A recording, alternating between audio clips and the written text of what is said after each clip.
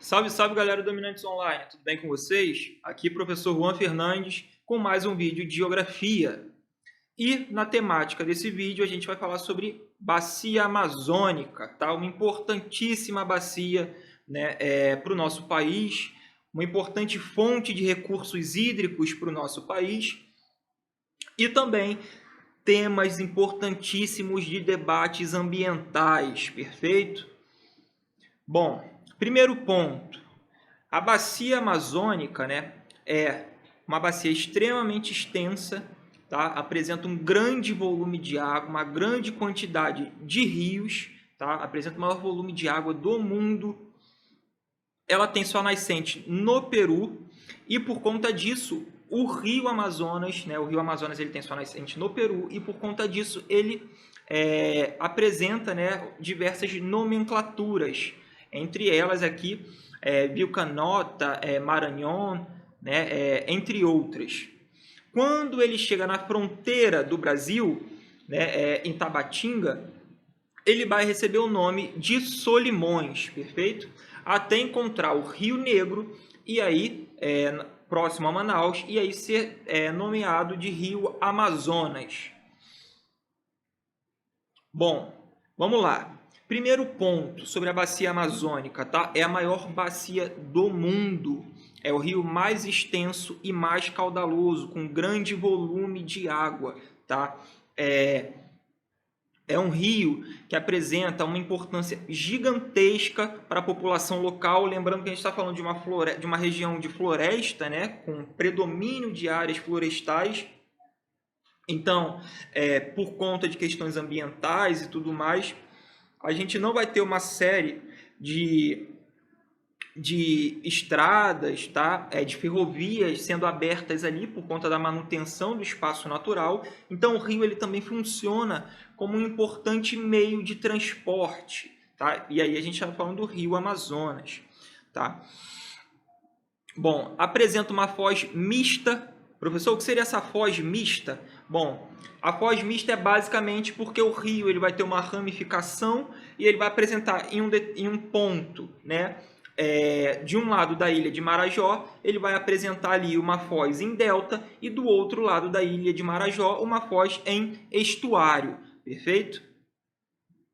Ele também tem um regime fluvial misto, ou seja, ele é abastecido, né, pelo regime pluvial, que é o regime de chuvas, e também é abastecido pelo regime nival, tá? Uma vez que sua nascente se dá na Cordilheira dos Andes, automaticamente, em períodos de degelo, a gente vai ter a alimentação hídrica, tá? Do rio.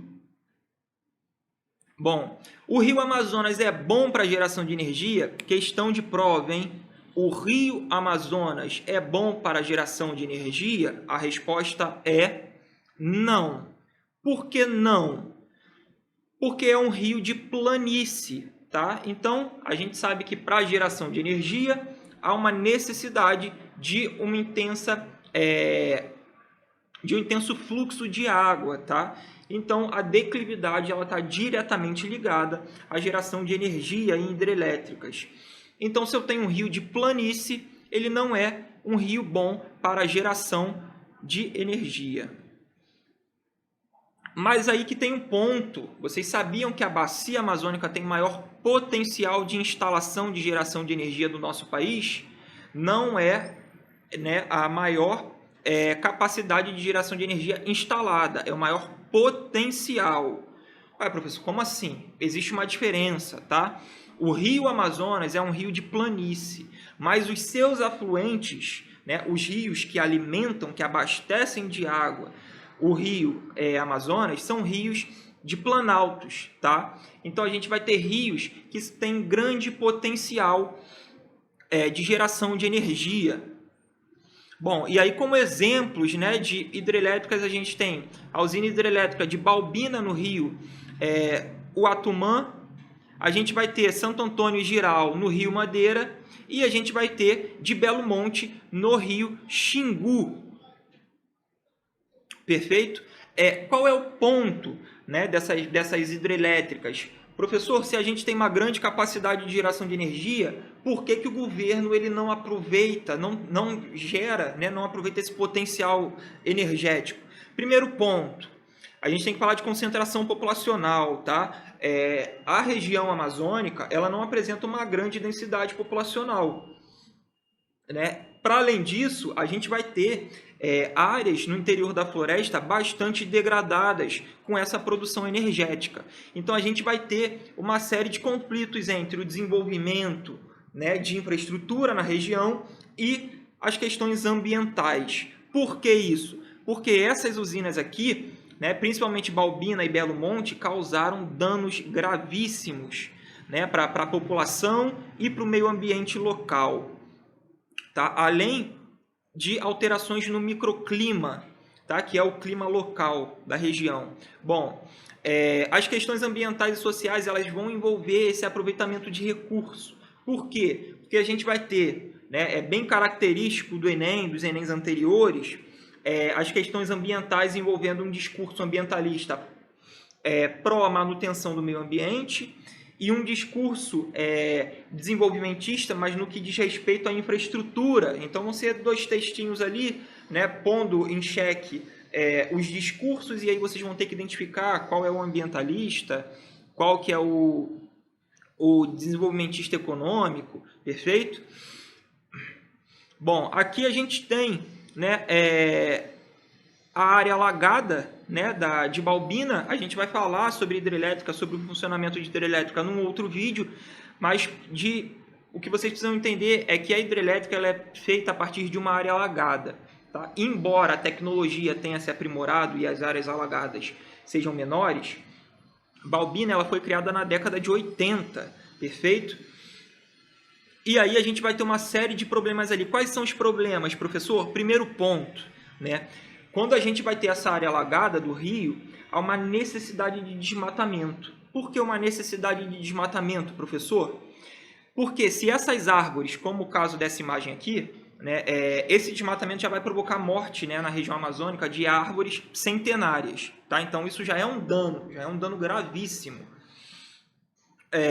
Mas esse desmatamento, essa retirada de vegetação não feita de maneira correta, ela vai provocar o reaparecimento dessa vegetação. Tá? E são vegetações que não são adaptadas a áreas constantemente inundadas. Elas são adaptadas a climas úmidos e a períodos de cheia, mas não períodos permanentes, perfeito? E aí a gente vai ter a morte dessas árvores. Isso vai causar um processo chamado de eutrofização, né? Que é basicamente o quê? Essa decomposição de material, né, na água, ela vai acabar gerando uma grande quantidade de nutrientes. Isso vai proporcionar, isso vai induzir o crescimento de algas e plantas aquáticas. Essas algas e plantas aquáticas vão acabar, né, por limitar, né, o oxigênio nas águas. Isso vai acabar provocando uma série de mortes de animais aquáticos, tá? Para além do desmatamento que vai mexer também no bioma local, tá? Então, animais terrestres vão ser altamente prejudicados por conta disso, perfeito? Esse caso aqui é o da usina, né, de Balbina. A de Belo Monte, por exemplo, que é mais recente, foi um ponto importantíssimo, porque além dos problemas ambientais, as usinas que são instaladas na região, né, amazônica, elas causam problemas também às populações ribeirinhas. Como eu falei anteriormente, a região amazônica, né, os rios eles são importantes fontes de transporte. Então, a partir dos rios, as populações locais elas vão se deslocar, tá? E elas também vão ocupar a margem desses rios, beleza? Elas vão desenvolver as suas atividades, as suas comunidades na margem desses rios.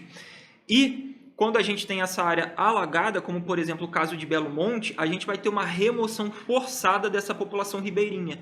Então isso vai causar, essas usinas na região amazônica, elas causam tanto um dano ambiental quanto um dano social, perfeito?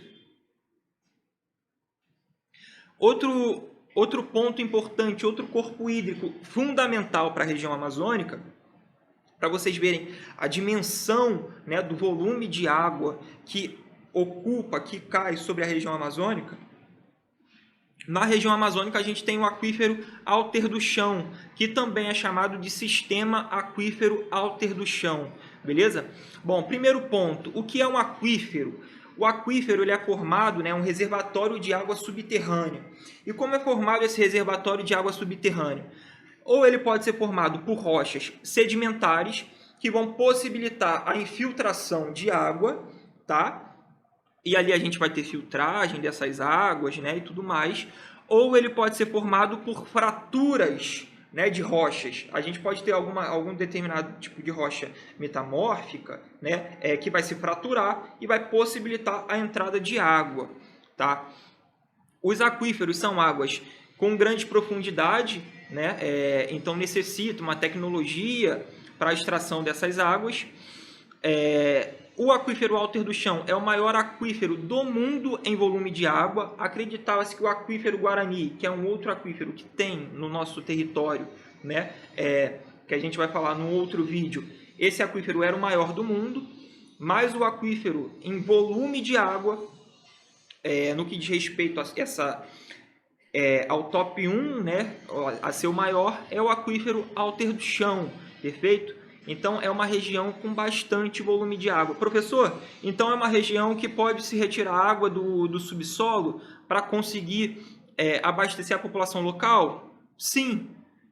Mas, primeiro ponto, não é rentável. Por quê? Porque como ali a gente tem uma grande quantidade de rios, você explorar tecnologicamente a água do subsolo naquela região não é tão rentável, tá? A menos que aconteça um problema seríssimo e aí a gente tenha problemas de poluição nos rios, assoreamento dos rios, tá? E aí se tem uma necessidade de exploração. Mas como é uma área que tende a ser bastante protegida, não só pelas ONGs que estão ali presentes, mas também pela própria população local, pelos ribeirinhos, pelos indígenas, a gente vai ter uma área com uma manutenção desses espaços naturais. Beleza, galera? Então, é uma região de extremo recurso. Lembrando, Rio Amazonas sem capacidade de geração de energia. Bacia Amazônica com grandíssima capacidade de produção de energia. Não esqueçam disso. Tchau, tchau. Até a próxima.